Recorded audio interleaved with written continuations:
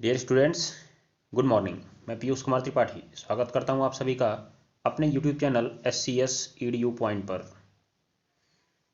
जैसा कि आप सभी लोगों को ज्ञात होगा, इस समय हम लोग कक्षा 10 सामाजिक विज्ञान लोकतांत्रिक राजनीति अर्थात नागरिक शास्त्र का अध्ययन कर रहे हैं, जिसमें हमारा पहला अध्याय समाप्त हो चुका है। जिसे अगर आपने अभी तक नहीं देखा है तो जाइए और उसे देख लीजिए, क्योंकि उसमें कुछ महत्वपूर्ण बातें हैं जो आपको जाननी चाहिए, परीक्षा की दृष्टि से भी और एक नागरिक होने की दृष्टि से भी। तो आइए आज हम लोग इस खंड का एक महत्वपूर्ण अध्याय संघवाद शुरू करते हैं, जिससे आपके कम से कम 4 से 5 नंबर तो फिक्स हो जाएंगे, याद कर लीजिएगा। तो ये आपके लिए क्लास काफ़ी इंपॉर्टेंट होगी, जिसमें हम लोग क्या क्या जानेंगे। मैं आपको पहले एक फ्लो चार्ट बता देता हूँ। तो सबसे पहले आप लोग जानेंगे कि ये जो संघवाद है क्या है। ध्यान दीजिएगा, पहला सवाल आपके बारे में आएगा, पहला सवाल आपके लिए आएगा कि संघवाद क्या है।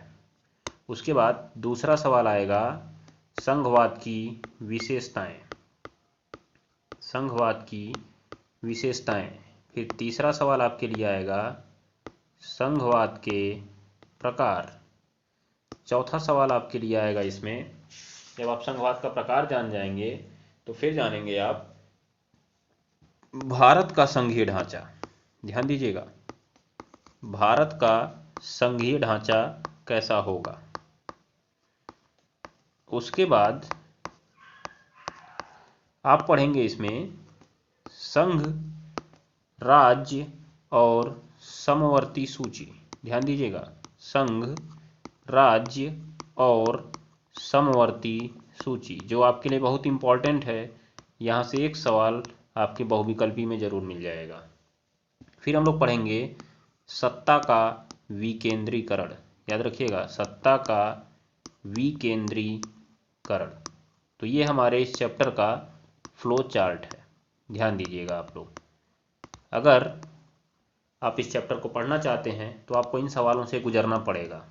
ये आपके लिए 6 के 6 इम्पॉर्टेंट सवाल हैं, याद रख लीजिएगा आप लोग। ये इम्पॉर्टेंट क्वेश्चन है आपके लिए जो आपको जानने होंगे। तो आइए हम लोग क्लास को शुरू करते हैं। और मैं आपको पहले भी बता देता हूं कि आज से नव वर्ष 2024 प्रारंभ हो रहा है, लेकिन आपके लिए भी ये नव वर्ष नहीं है, आपके लिए तो ये पुराना वर्ष ही है, याद रखिएगा। और आपका तो अभी अंतिम समय चल रहा है। अरे आपकी उम्र का नहीं ध्यान दीजिएगा, आपकी इस कक्षा का अंतिम समय चल रहा है। तो आपको जोर शोर से पढ़ाई करनी है। नव वर्ष के चक्कर में ये मत आ जाइए कि नया साल आया है मेरे लिए खुशियाँ लेकर आएगा। आप पढ़ेंगे तभी आपके चेहरे पर भी खुशियाँ आएंगी और आपके परिवार वालों के चेहरे पर भी खुशियाँ आएंगी। तो चलिए क्लास को शुरू किया जाए। जैसा कि आप सभी लोग देख रहे होंगे, यहाँ पे शब्द लिखा हुआ है संघवाद, फेडरलिज्म। फेडरलिज्म, ठीक है। तो यहाँ पर सबसे पहली चीज लिखा हुआ है संघवाद की अवधारणा। पहले आपको यही जानना पड़ेगा, तो आप पहले यही परिभाषा लिखेंगे, संघवाद क्या है। पहले परिभाषा आप लिखिएगा, संघवाद क्या है। बोलूं मैं परिभाषा? देखिए, लिखेंगे आप, संघवाद एक ऐसी शासन व्यवस्था है, संघवाद एक ऐसी शासन व्यवस्था है जिसमें संपूर्ण शासन व्यवस्था को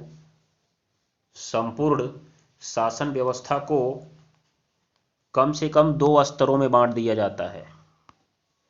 कम से कम 2 स्तरों में बांट दिया जाता है। याद रख लीजिएगा आप लोग, संघीय शासन व्यवस्था एक ऐसी शासन व्यवस्था है जिसमें संपूर्ण शासन व्यवस्था को कम से कम 2 स्तरों में बांट दिया जाता है। अब मैंने 2 क्यों प्रयोग किया?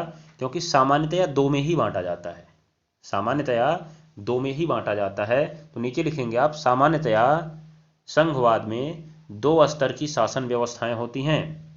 सामान्यतया संघवाद में 2 स्तर की शासन व्यवस्थाएं होती हैं। पहला केंद्र सरकार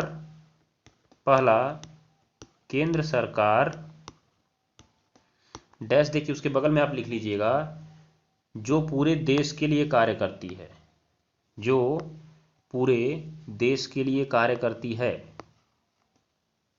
हो गया। दूसरा लिखिएगा, दूसरा राज्य सरकार, राज्य सरकार, राज्य सरकार जो राज्य के विकास के लिए कार्य करती है, जो राज्य के विकास के लिए कार्य करती है। याद रखिएगा। तो राज्य की सरकार को इंग्लिश में बोलते हैं स्टेट गवर्नमेंट और संघ की सरकार को इंग्लिश में बोलते हैं यूनियन गवर्नमेंट। ठीक है, ये बात को आपको ध्यान में रख लेना है। जैसा कि आप सभी लोगों को मालूम ही होगा, इस साल हमारे यहाँ 2024 में चुनाव होने वाले हैं। तो वो कौन सी सरकार के चुनाव होंगे जरा आप बताएंगे क्या कमेंट बॉक्स में? तुरंत बोलिए कमेंट बॉक्स में। इस बार केंद्र सरकार के चुनाव होने कि राज्य सरकार के? बताइए। इस बार चुनाव होने हैं केंद्र सरकार के, जो संपूर्ण देश में होंगे। याद रखिएगा, अगर राज्य का चुनाव होता है तो केवल राज्य में ही होता है। जैसे हमारे यहाँ उत्तर प्रदेश में 2022 में ये चुनाव हुए थे। याद रखिएगा आप लोग, 2022 में। अब अगला चुनाव होगा 2027 में, उससे पहले भी हो सकता है अगर सरकार अपना विश्वास खो देती है तो। ठीक है, चलिए। तो ये हो गया आपका संघवाद क्या है और संघवाद में सरकारें प्रायः कितने प्रकार की होती हैं। संघवाद में सरकारें प्रायः कितने प्रकार की होती हैं। चलिए, अब आइए आगे आप लोग। यहाँ पे लिखा हुआ है संघवाद की विशेषताएं। तो अगली हेडिंग है हमारा संघवाद की विशेषताएं। संघवाद की विशेषताएं। तो आप लिखिएगा संघवाद की निम्नलिखित विशेषताएं होती हैं। संघवाद की निम्नलिखित विशेषताएं होती हैं। नंबर एक बोले, यहां पर सरकारें 2 या 2 से अधिक स्तरों वाली होती हैं। यहां पर सरकारें 2 या 2 से अधिक स्तरों वाली होती हैं।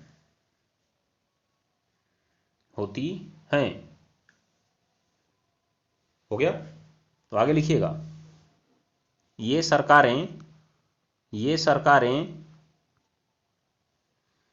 एक ही नागरिक समूह पर शासन करती हैं। एक ही नागरिक समूह पर शासन करती हैं, परंतु इनका अपना अलग अलग अधिकार क्षेत्र होता है। इनका अपना अलग अलग अधिकार क्षेत्र होता है। हो गया? जैसे कि अगर हम कहें कि मान लीजिए कि ये हमारा उत्तर प्रदेश राज्य है, तो केंद्र सरकार का भी राज्य यहाँ पर होगा और राज्य सरकार का भी राज्य यहाँ पर होगा। याद रखिएगा। परंतु इस उत्तर प्रदेश में राष्ट्रीय महत्व के जितने भी मामले होंगे वो सब के सब केंद्र सरकार के अंडर में होंगे, और जो क्षेत्रीय महत्व के मामले होंगे वो सब राज्य सरकार के अंडर में होंगे। ठीक है, ये बात को आप ध्यान में रखेंगे। मतलब एक ही जगह पर राज्य दोनों कर रहे हैं, परंतु केंद्र सरकार जो है वो राष्ट्रीय महत्व के मामलों को देखेगी। अर्थात हमारे उत्तर प्रदेश में ऐसे मामले जो पूरे देश को प्रभावित करते होंगे वो सब केंद्र सरकार के अंडर में आएंगे, और जो केवल राज्य को प्रभावित करेंगे वो राज्य सरकार के अंडर में आएंगे। अभी हम देखेंगे भी कौन कौन केंद्र के अंडर में आते हैं और कौन कौन राज्य के अंडर में आते हैं। ठीक है ना, ये बात को आप ध्यान में रखिएगा। अभी जो मैंने आपको सूचियां बताया ना, संघ सूची, राज्य सूची और समवर्ती सूची, ये सभी आपको उसी में देखने को मिलेंगे। याद रखिएगा आप लोग। चलिए, तो आगे देखा जाए। तीसरा पॉइंट लिखेंगे आप लोग। तीसरा पॉइंट संविधान हो गया। प्रत्येक स्तर की सरकार को अस्तित्व और प्राधिकार की गारंटी तथा सुरक्षा देता है। अस्तित्व और प्राधिकार की गारंटी तथा सुरक्षा देता है। मतलब आप समझ रहे हैं कि जो हमारी केंद्र सरकार और राज्य सरकार है, ऐसा नहीं कि मतलब केंद्र ने कहा चल तू ले ले, मैं तुझे इतना दे देता हूं, तू ले लेना मुझे, ऐसा कुछ नहीं है। संविधान में वर्णित किया गया, याद रखिएगा, संविधान में वर्णित किया गया है कि केंद्र को क्या मिलेगा, राज्य को क्या मिलेगा, और राज्य का अपना एक अलग अस्तित्व होगा। याद रखिएगा आप लोग, राज्य इन कामों को करने के लिए स्वतंत्र होगा, राज्य का अपना एक अलग अस्तित्व होगा। ये सब चीजें कहाँ से दी गई हैं भारत में? संविधान से दी गई हैं। याद रखिएगा। तो संघवाद में ऐसा होता है कि संविधान जो होता है इनकी सुरक्षा की गारंटी देता है। याद रखिए। चलिए, अगला पॉइंट आप लिखेंगे। अगला पॉइंट बोले, देखिए, केंद्र अथवा संघ की सरकार, केवल केंद्र अथवा संघ की सरकार संविधान के मौलिक प्रावधानों को नहीं बदल सकती है। संविधान के मौलिक प्रावधानों को नहीं बदल सकती है। हो गया। इसके लिए दोनों स्तर की सरकारों की सहमति जरूरी होती है। इसके लिए दोनों स्तर की सरकारों की सहमति जरूरी होती है। हो जाएगा।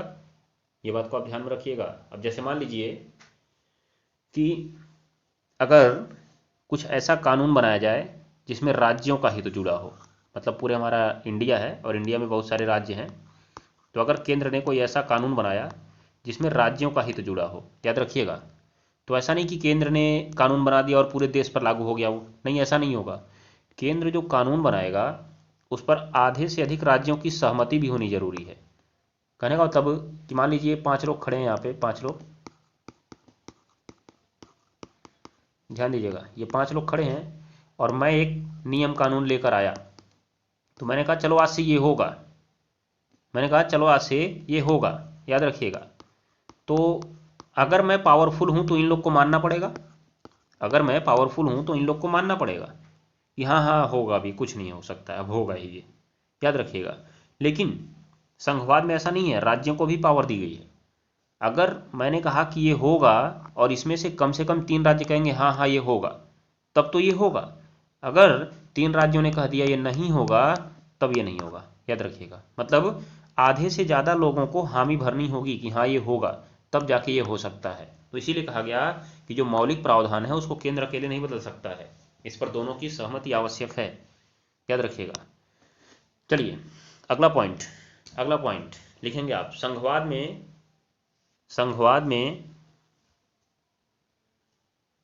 हो गया, संघवाद में अदालतों को संविधान और सरकार के अधिकारों की, संविधान और सरकार के अधिकारों की व्याख्या करने का अधिकार है, अधिकारों की व्याख्या करने का अधिकार है। ये बात को आप ध्यान में रखिएगा जरूर। मतलब आप समझ रहे हैं क्या, यहाँ पे जो अदालत है जैसे सुप्रीम कोर्ट, तो लिख लीजिएगा, जैसे जैसे हमारे देश का सर्वोच्च न्यायालय, जैसे हमारे देश का सर्वोच्च न्यायालय विभिन्न स्तर की सरकारों के विवादों को सुलझाने में, विभिन्न स्तर की सरकारों के विवादों को सुलझाने में महत्वपूर्ण भूमिका निभाता है, महत्वपूर्ण भूमिका निभाता है। तो जैसे मैं आपको बता दूं कि जब कभी भी केंद्र, याद रखिएगा, केंद्र और राज्य के बीच कोई टकराव की स्थिति आती है, तो इनके बीच जो विवादों का निपटारा होता है हमारे देश की सुप्रीम कोर्ट के द्वारा किया जाता है, अर्थात सर्वोच्च न्यायालय के द्वारा किया जाता है। याद रखिएगा, अगर 2 राज्यों के बीच विवाद हो रहा है, 2 राज्यों के बीच, तो इसका भी निपटारा सुप्रीम कोर्ट ही करता है। याद रखिएगा, कौन करता है, सुप्रीम कोर्ट ही करता है, ठीक है। चलिए उसके बाद अगला पॉइंट लिखिएगा, अगला पॉइंट, संघवाद में विभिन्न स्तर की सरकारों के लिए, विभिन्न स्तर की सरकारों के लिए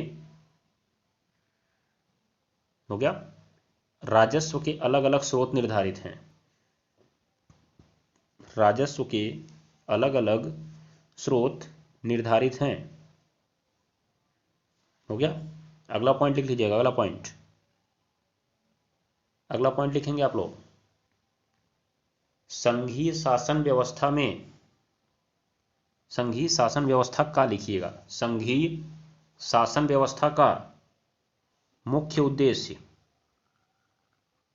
संघीय शासन व्यवस्था का मुख्य उद्देश्य देश की एकता की सुरक्षा करना, देश की एकता और अखंडता लिख लीजिएगा, एकता और अखंडता की सुरक्षा करना और उसे बढ़ावा देना है, सुरक्षा करना और उसे बढ़ावा देना है। हो गया, ये बात को ध्यान में रखिएगा। चलिए तो आगे लिखिएगा, अगला पॉइंट एक और लिख सकते हैं आप लोग, इसमें से कम 5 याद रखिएगा जो आपको छोटे छोटे लगेंगे। आगे लिखिएगा, संघीय व्यवस्था में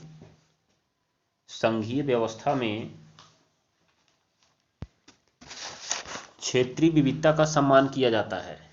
क्षेत्रीय विविधता का सम्मान किया जाता है। हो गया, ये बात को आप ध्यान में रखिएगा। चलिए, तो ये आपका हो गया क्या, संघवाद की विशेषताएं। किसकी विशेषताएं? संघवाद की विशेषताएं। हो जाएगा। चलिए, तो हम लोग चलते हैं आगे। जरा आप लोग भारत के बारे में समझ लीजिए कि भारत को क्या कहा जाता है, भारत कैसा है, क्या है, तो आप इसको समझिएगा। आइए देखते हैं। तो चलिए ध्यान दीजिए, सबसे पहले हम भारत के बारे में जानते हैं। देखिए, एक अमेरिका लीजिए और एक भारत लीजिए। अमेरिका, भारत, ध्यान दीजिएगा। तो अगर हम बात करें अमेरिका में संघ है,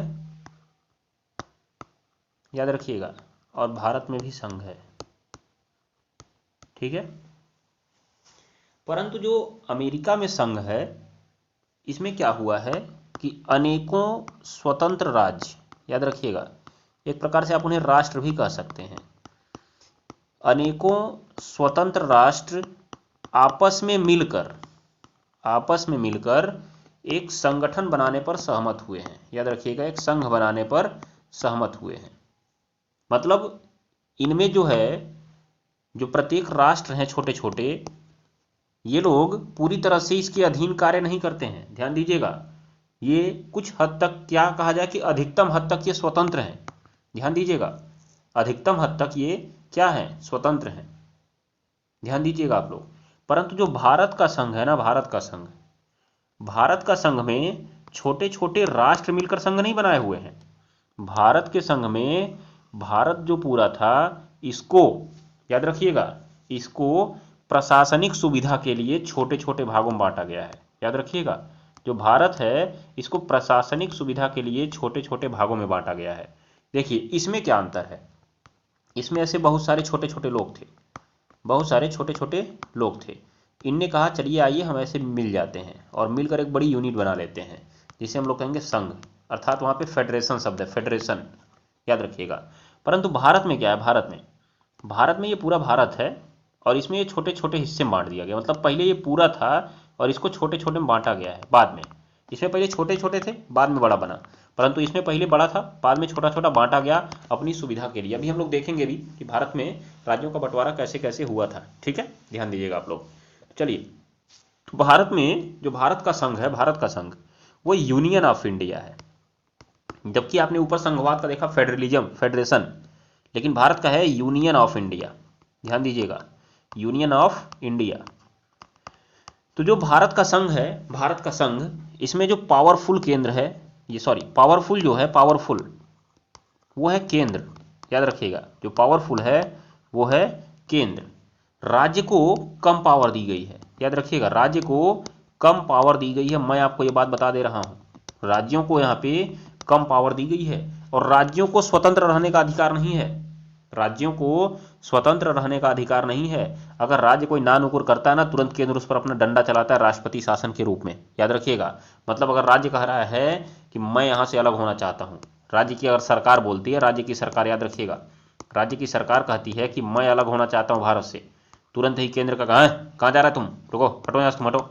यहाँ पे जानते हो कौन सा शासन लगा देगा? यहाँ पे लगा देगा राष्ट्रपति शासन लगा देगा। क्या लगा देगा जी? राष्ट्रपति शासन, और अपने अंडर में ले लेगा उसको, ठीक है। फिर वहां पे नया चुनाव होगा, याद रखिएगा। अर्थात भारत के संघ में राज्यों को अलग होने का अधिकार नहीं है। तो याद रखिएगा, भारत में यूनियन ऑफ इंडिया लिखा हुआ है। क्या लिखा हुआ है? Union of India. भारत में क्या लिखा हुआ है? यूनियन ऑफ इंडिया लिखा हुआ है। ध्यान दीजिएगा आप लोग, यूनियन ऑफ इंडिया। अभी मैं आपको संविधान में दिखाता हूं क्या लिखा हुआ है। देखिए, सबसे पहले आप संविधान का एक पेज देखिएगा और आपको मालूम चल जाएगा इससे। देखिए ध्यान से आप लोग इस पेज को।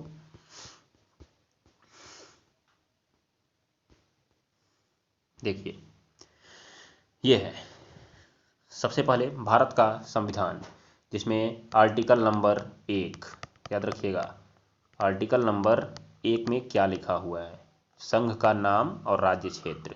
सबसे पहले देखिए क्या शब्द प्रयोग हुआ है, भारत अर्थात इंडिया राज्यों का संघ होगा। भारत अर्थात इंडिया राज्यों का संघ होगा।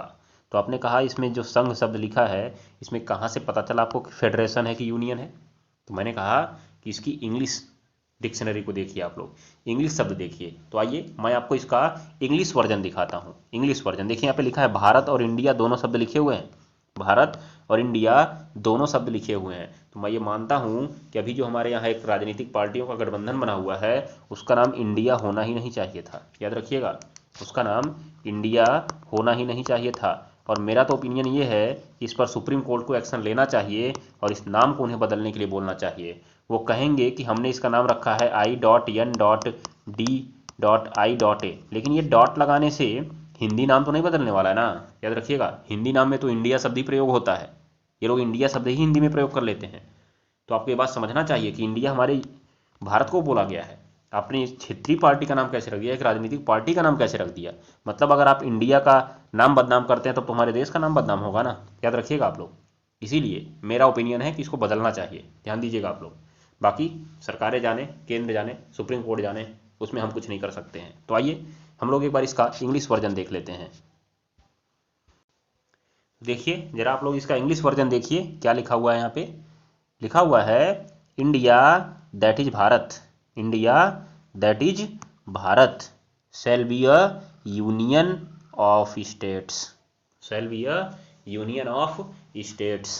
दिखाई दे रहा है ना आपको, याद रखिएगा आप लोग, ये इंपॉर्टेंट चीज़, यहाँ पे फेडरेशन नहीं लिखा हुआ है, यूनियन लिखा गया है। और याद रखिए एक बात नोट कर लीजिए अपनी कॉपी में इंडिकेट करके, भारतीय संघ में, भारतीय संघ में राज्यों को अलग होने का अधिकार नहीं है, राज्यों को अलग होने का अधिकार नहीं है, याद रखिएगा। उसके बाद नीचे एक और इंडिकेट लिख लीजिएगा, भारतीय संघ में राज्य पूर्ण रूप से स्वतंत्र नहीं है, भारतीय संघ में राज्य पूर्ण रूप से स्वतंत्र नहीं है, बल्कि कुछ हद तक केंद्र के अधीन है, केंद्र के अधीन है।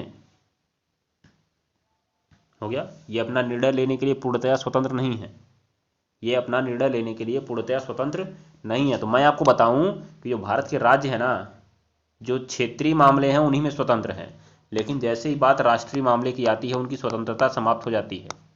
याद रखिएगा, हमारे राष्ट्रीय मामले जो भी हैं बिना केंद्र की सहमति के नहीं हो सकते हैं, अर्थात राष्ट्रपति जो केंद्र का प्रतिनिधि है, याद रखिएगा, जो हमारा संसद है, संसद का अध्यक्ष राष्ट्रपति तो है ना, संसद का बोल रहा हूँ मैं, कार्यपालिका का अध्यक्ष, कार्यपालिका का अध्यक्ष, केंद्रीय कार्यपालिका का अध्यक्ष जो है राष्ट्रपति ही है। हम लोग पिछले चैप्टर में पढ़ चुके हैं, याद रखिएगा।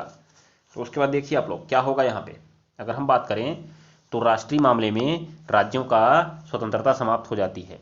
जैसे अभी आपने देखा कि अगर कोई राज्य अपना ज़्यादा दिमाग चलाता है या अपने आप को स्वतंत्र बोलना चाहता है, या वहाँ पे कुछ एक्टिविटी ऐसी होती हैं जो भारतीय एकता को क्या करती हैं, न्यून करने का प्रयास करती हैं, भारतीय एकता को न्यून करने का प्रयास करती हैं, तुरंत ही उस राज्य की सरकार को बर्खास्त कर दिया जाता है और वहाँ पर राष्ट्रपति शासन लगा दिया जाता है। क्या लगा दिया जाता है जी? राष्ट्रपति शासन लगा दिया जाता है। मतलब समझिए कि हमारा एक केंद्र सरकार है, एक केंद्र सरकार है और ये विभिन्न राज्य हैं, ये विभिन्न राज्य हैं, ये लोग अपनी सरकार चला रहे हैं। याद रखिए, तो एक प्रकार से संघ है, केंद्र में केंद्र सरकार है और बाकी राज्यों में सारी राज्य सरकारें हैं। कैसी सरकारें हैं? राज्य सरकारें हैं। तो एक प्रकार से ये संघ है, याद रखिए। परंतु क्या हुआ कि राज्य ने अगर कोई भी प्रॉब्लम खड़ी की, राज्य ने अगर कोई भी प्रॉब्लम खड़ी की तो तुरंत ही वहां पर राष्ट्रपति शासन लगा के केंद्र सरकार अपना राज्य करने लगता है। इसका मतलब अभी ये एकात्मक हो गया। एकात्मक क्यों? क्योंकि यहाँ पे ये एरिया पूरा केंद्र का राज्य हो गया, यहाँ पर कोई अलग से सरकार नहीं रह गई।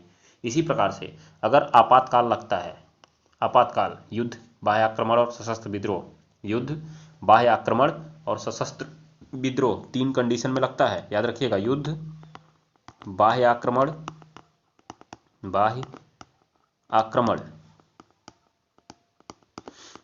और सशस्त्र विद्रोह, ध्यान दीजिएगा, सशस्त्र विद्रोह की स्थिति में आपातकाल लग जाता है, और जैसे ही आपातकाल लगता है सारे राज्य समाप्त हो जाते हैं और वहाँ पे केंद्र का शासन चलने लगता है। क्या चलने लगता है?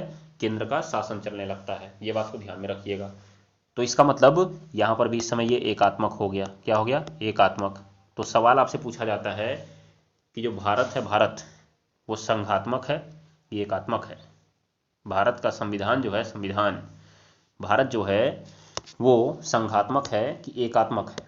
तो आप बोल सकते हैं इसमें आपका ऑप्शन एक सही होगा कि भारत का संविधान कभी एकात्मक तो कभी संघात्मक होता है, कभी एकात्मक तो कभी संघात्मक होता है।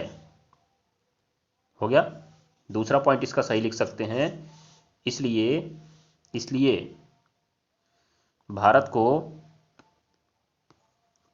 अर्ध संघात्मक राज्य भी कहा जाता है। अर्ध संघात्मक राज्य भी कहा जाता है। हो गया? इसका मतलब भारत में संघीय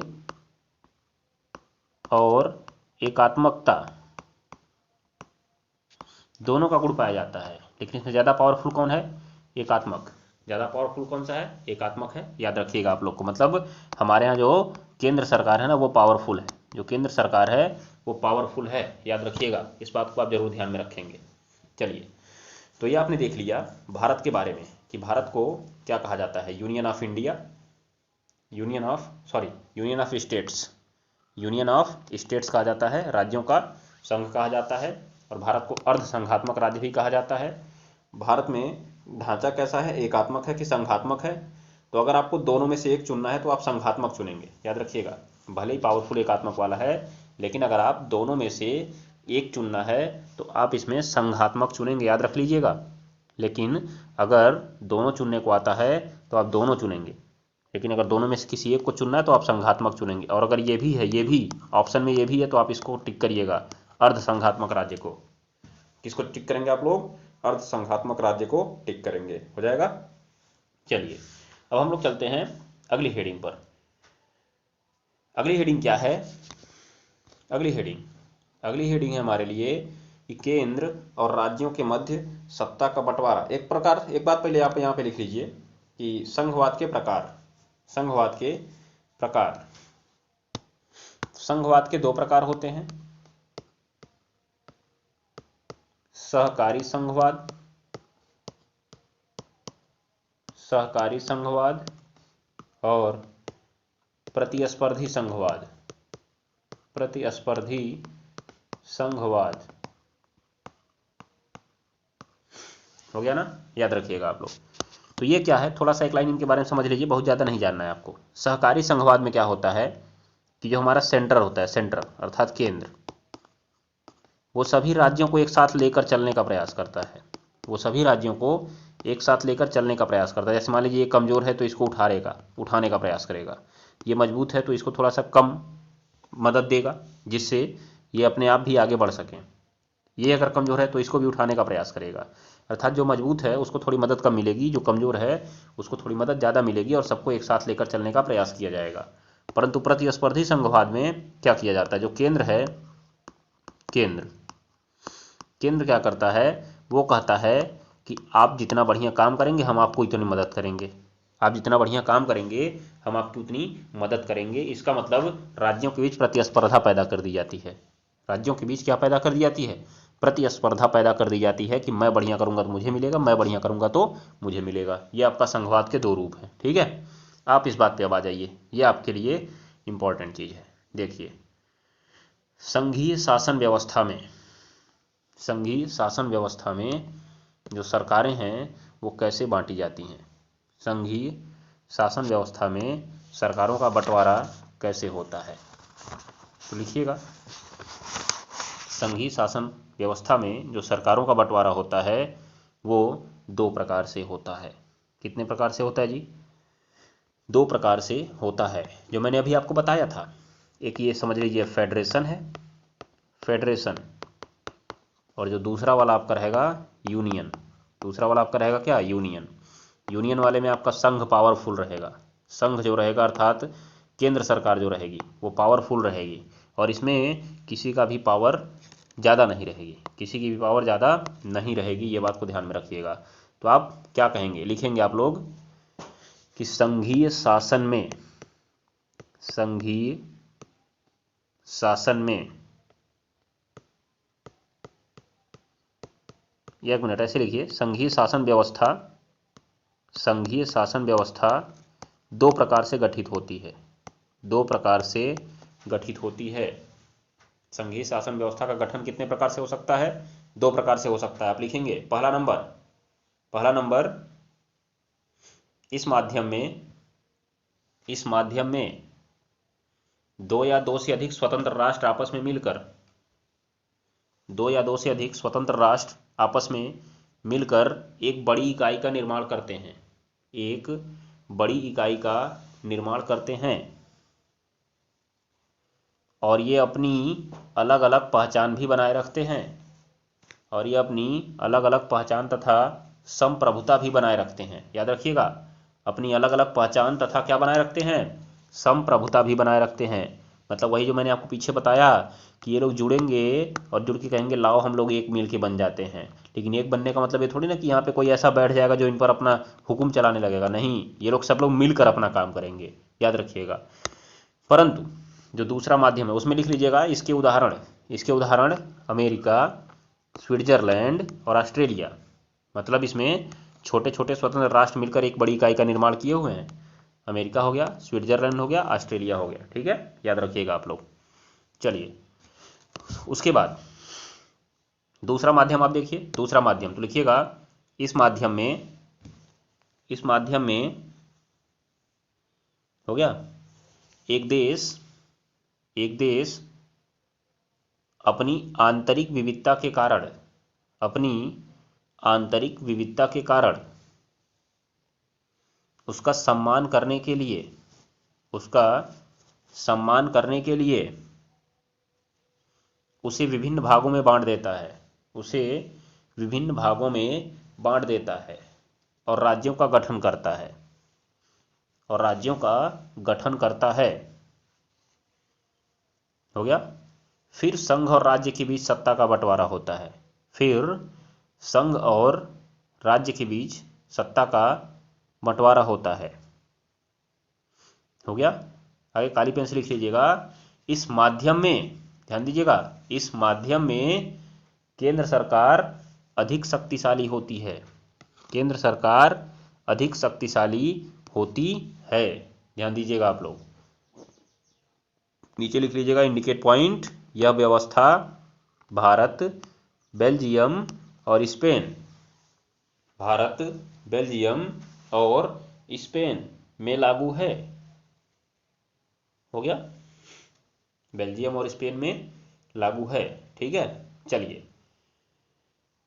अब जरा जाइए आप संघीय शासन और एकात्मक शासन, संघीय शासन और एकात्मक शासन। चलिए तो देखिए आप लोग, संघीय शासन और एकात्मक शासन में क्या होता है। संघीय शासन में आप नॉर्मली बस एक लाइन लिखिएगा, ज्यादा कुछ नहीं करना है आपको। क्या लिखेंगे आप लोग, संघीय शासन में, संघीय शासन में भिन्न भिन्न स्तर की सरकारें, भिन्न भिन्न स्तर की सरकारें अपने कुछ कार्यों के लिए स्वतंत्र होती हैं, अपने कुछ कार्यों के लिए स्वतंत्र होती हैं। याद रखिएगा, भिन्न भिन्न स्तर की सरकारें अपने कार्यों के लिए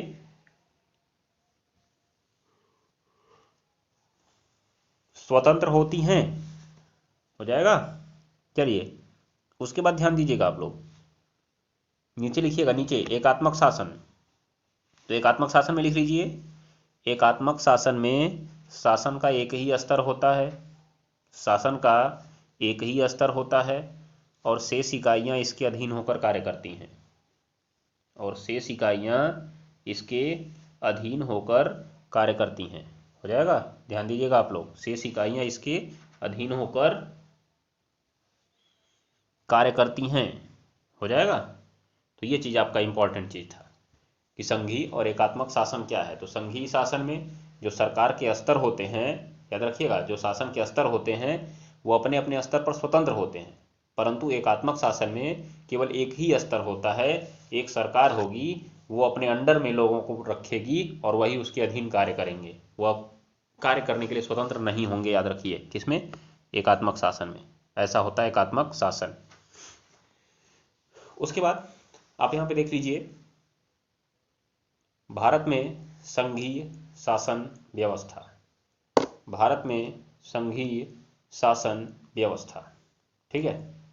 तो जो भारत की संघीय शासन व्यवस्था है, इसमें देखिए दो स्तरीय और त्रिस्तरीय की बात की गई है। किसकी किसकी बात की गई है? दो स्तरीय और त्रिस्तरीय की बात की गई है, ठीक है।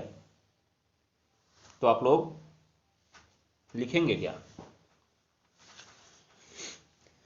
देखिए, भारतीय संविधान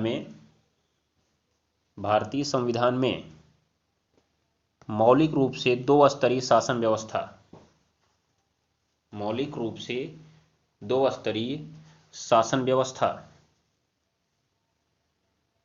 मौलिक रूप से दो स्तरीय शासन व्यवस्था का प्रावधान किया गया है। दो स्तरीय शासन व्यवस्था का प्रावधान किया गया है। हो गया? ये ध्यान में रखिएगा, दो स्तरीय शासन व्यवस्था का प्रावधान किया गया है, ठीक। जबकि देखिए, जो त्रिस्तरीय शासन व्यवस्था है, याद रखिएगा, त्रिस्तरीय शासन व्यवस्था, इसमें क्या किया गया? जो द्विस्तरीय थी उसमें केंद्र सरकार बनाया गया और राज्य सरकार बनाया गया, परंतु जो त्रिस्तरीय शासन व्यवस्था थी उसमें एक स्थानीय सरकार बनाई गई। क्या बनाई गई? स्थानीय सरकार। स्थानीय सरकार का मतलब है, स्थानीय सरकार ऐसा मतलब है कि जैसे एक राज्य है, तो राज्य के अंदर जो जिले हैं, गांव हैं, इनको भी एक स्वतंत्रता दी गई काम करने की। याद रखिएगा, इनको अपने स्तर पर काम करने की स्वतंत्रता दी गई। याद रखिएगा, इसी को बोला गया स्थानीय शासन अर्थात स्थानीय सरकार। ध्यान दीजिएगा। तो आप कह सकते हैं कि भारत में जो त्रिस्तरीय शासन व्यवस्था है उसके अंतर्गत नंबर 1 पर आती है केंद्र सरकार, नंबर 2 पर आती है राज्य सरकार और तीसरे नंबर पर आती है स्थानीय सरकार। स्थानीय सरकार जिसे सत्ता का विकेंद्रीकरण भी कहा गया है। याद रखिएगा, सत्ता का विकेंद्रीकरण, विकेंद्रीकरण, ध्यान दीजिएगा, सत्ता का विकेंद्रीकरण एक इंपॉर्टेंट शब्द है इसमें। सत्ता का विकेंद्रीकरण का अर्थ क्या है? सत्ता के विकेंद्रीकरण में जो सत्ता थी वो स्थानीय स्तर पर स्थानीय समुदायों को सौंपी गई थी, जिसमें सत्ता का क्या बोला जाए कि शासन का कुछ कार्य उन्हें करने की स्वतंत्रता दी गई थी, ठीक है ना। ये बात को आप ध्यान में रख लेंगे। इसमें सत्ता के विकेंद्रीकरण में आपके दो टाइम सबसे इंपॉर्टेंट है। सत्ता के विकेंद्रीकरण में दो टाइम सबसे इंपॉर्टेंट है। देखिए, एक बात तो मैं आपको बता दूं कि जो तीसरे स्तर की सरकार थी वो पहले भी थी। तीसरे स्तर की सरकार जो थी पहले भी थी, परंतु वो टोटली राज्य सरकार के अंडर में थी। राज्य सरकार जब चाहती थी इनको शासन का बागडोर देती थी, जब चाहती थी छीन लेती थी, जब मन करता था चुनाव कराती थी, जब मन करता था नहीं कराती थी। परंतु याद रखिएगा, परंतु संविधान में दो ऐसे संशोधन, याद रखिएगा, बहुत इंपॉर्टेंट संशोधन, दो ऐसे संशोधन जिन्हें क्रमशः 73वां और 74वां संविधान संशोधन कहा जाता है। याद रखिएगा, जिन्हें क्रमशः 73वां और 74वां संविधान संशोधन कहा जाता है, ठीक है। 73वां और 74वां संविधान संशोधन कहा जाता है, ठीक है। ध्यान दीजिएगा आप लोग, 73वां और 74वां संविधान संशोधन कहा जाता है। ये पारित किए गए थे दिसंबर 1992 में, दिसंबर 1992 में, ठीक है। पहले तो आप लिख लीजिएगा, 73वां संविधान संशोधन कब पारित हुआ था? दिसंबर 1992 में। लागू कब हुआ था? आप ये लिख लीजिएगा, लागू हुआ 24 अप्रैल 1993, 24 अप्रैल 1993। और ये जो आपका लागू हुआ, ये आपका जो लागू हुआ 1 जून 1993। याद रखिएगा, 1 जून 1993 93 को लागू हुआ। ये बात को आप ध्यान में रखिएगा। तो उसके तहत क्या किया गया, इसके तहत क्या किया गया था, इसके तहत पंचायती राज संस्थान का गठन किया गया। किसका किया गया जी? पंचायती राज संस्थान का गठन किया गया। लिखते जाइए इसी में बांटकर, बहुत इंपॉर्टेंट चीज है आपके लिए, बहुविकल्पी में आपसे पूछा जा सकता है। क्योंकि अगर त्रिस्तरीय सरकार है आपके, अभी सत्ता का विकेंद्रीकरण इसके आगे आएगा, हेडिंग है पूरा, टोटली भी हेडिंग है, इसलिए आप अभी इसके बारे में कुछ ना कुछ जान लीजिए आप लोग। चलिए उसके बाद इसमें लिखिएगा, इसमें क्या लिखेंगे, इसमें आप लिखेंगे शहरी स्थानीय निकायों का गठन किया गया। शहरी स्थानीय निकायों का गठन किया गया। अब जैसे आप लोग हमारे यहाँ देखते होंगे, हमारे यहाँ चुनाव जब होता है प्रधान जी लोग का, तो ग्राम प्रधान का चुनाव होता है, फिर क्षेत्र पंचायत का चुनाव होता है, जिला पंचायत का चुनाव होता है, तो ये इसके अंतर्गत आता है। और ठीक इसी समय आपने सुना होगा कि शहरों में भी चुनाव होते हैं, जहाँ पे मेयर का चुनाव होता है, मेयर का, ठीक है, ध्यान दीजिएगा। तो वो शहरी स्थानीय निकायों के चुनाव हैं, ठीक है। तो इसके तहत ये 73वां संविधान जो संशोधन था, इसके तहत संविधान में एक अनुसूची जोड़ी गई थी, जिसे आप लोग लिखेंगे जरा, संविधान में एक अनुसूची जोड़ी गई थी 73वें संविधान संशोधन से। 73वें संविधान संशोधन से संविधान में एक अनुसूची जोड़ी गई थी, जिसे हम लोग 11वीं अनुसूची कहते हैं। क्या कहते हैं? 11वीं अनुसूची कहते हैं। हो गया। इसके तहत जो पंचायती राज संस्थान का गठन किया गया था, लिख लीजिएगा, पंचायती राज संस्थान का जो गठन किया गया था उसमें टोटल 29 विषय थे। कितने विषय थे? 29 विषय थे। इसको इंपॉर्टेंट लिख लीजिए कि पंचायती राज संस्थान में कितने विषय हैं, पंचायती राज संस्थान में कितने विषय हैं? 29 विषय हैं। और ये जो 74वां था, 74वां से आपका 12वीं अनुसूची बनाई गई थी, संविधान की 12वीं अनुसूची बनाई गई थी। और अब तक हमारे संविधान में कुल 12 अनुसूचियां हैं। कितनी अनुसूचियां? 12। तो यही लास्ट अनुसूची है, याद रखिएगा, जो कि 74वें संविधान संशोधन से बनाई गई थी। इसके तहत जो शहरी स्थानीय निकाय, ध्यान दीजिएगा, शहरी स्थानीय निकाय स्थापित किए गए थे, इनमें कुल 18 विषय हैं। कितने विषय हैं? 18 विषय हैं। तो ये आपके बहुविकल्पी सवाल के लिए इंपॉर्टेंट हो सकते हैं, जरूर ध्यान में रखिएगा। पंचायती राज में 29 विषय और शहरी स्थानीय निकाय में 18 विषय हैं। कितने विषय हैं? 18 विषय हैं, ठीक है। ये बात को आप ध्यान में रखिए। तो यहाँ देखिए, मैंने आपको दिखा दिया कि भारत में जो संघीय शासन व्यवस्था है, कैसे कैसे उसका वितरण हुआ है। तो संघीय शासन व्यवस्था का शुरुआती संविधान में वितरण 2 स्तरों पर हुआ था। कितने स्तरों पर हुआ था? 2 स्तरों पर हुआ था। परंतु बाद में भारत की संघीय शासन व्यवस्था त्रिस्तरीय कर दी गई और इसमें मील का पत्थर साबित हुआ 73वां और 74वां संविधान संशोधन। 73वां और 74वां संविधान संशोधन, जिसे हम लोग सत्ता का विकेंद्रीकरण भी नाम देते हैं। क्या नाम देते हैं? सत्ता का विकेंद्रीकरण, ठीक है, ध्यान दीजिएगा। स्थानीय स्वशासन भी इसे कहा जाता है, स्थानीय स्वशासन, ठीक। चलिए, तो मैंने आपको बता दिया 73वां संविधान संशोधन क्या था, 74वां संविधान संशोधन क्या था। आशा करता हूं कि आपको ये समझ में आ गया होगा। अब कल की क्लास में हम लोग पढ़ेंगे कि संघ सूची, राज्य सूची और समवर्ती सूची क्या है। संघ सूची, राज्य सूची और समवर्ती सूची क्या है। तो चलिए, आज की क्लास हम लोग यहीं पे समाप्त करते हैं। कल की क्लास हमारी किस पर रहेगी? संघ सूची, राज्य सूची और समवर्ती सूची। और साथ ही कल हम लोग इस चैप्टर को समाप्त करने का प्रयास करेंगे, जिसमें हम लोग सत्ता के विकेंद्रीकरण, जिसकी बात मैं अभी कर रहा था, उसके बारे में विस्तार पूर्वक पढ़ेंगे, उसके खंडों के बारे में जानकारी लेंगे और ये भी देखेंगे किसने इसका विचार प्रस्तुत किया था, ठीक है। तो कल की क्लास आपके लिए और इंटरेस्टिंग होने वाली है, तो कल की क्लास में जुड़ना मत भूलिएगा। चलिए, जाइए पढ़िए।